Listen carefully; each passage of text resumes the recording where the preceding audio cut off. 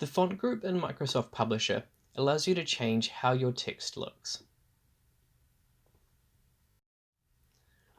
If you want to set the font, firstly draw a text box and then select the font drop-down. You can scroll through and find the font you want, or you can start typing it in and it will bring you to the option. To change the size of your font, simply select the text box or highlight text inside a text box and then select the drop-down next to the font option. You can scroll through the numbers to find the font size, or you can type it in. Alternatively, you can use the A with an upward arrow or A with a downward arrow right next to it to go up and down font sizes. If you want to bold some text, simply highlight it and then select the bold option.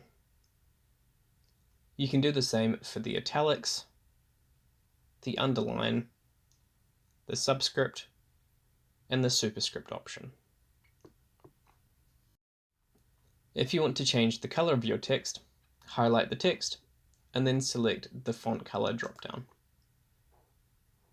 You can choose from scheme colors, standard colors, or if you can't find the one you want, you can select more colors and it will bring up custom ranges. You can choose your colors from there. You can change the case of your text by selecting the text and then select the change case option. You'll have normal, small caps, and all caps. Often small caps can be quite effective in titles or subtitles. To make effective looking headings, you can use the character spacing option.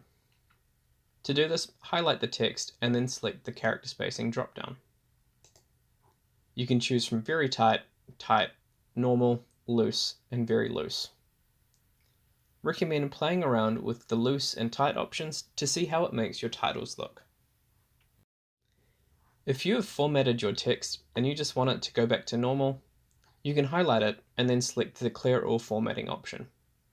This will undo most of the changes that we've listed above.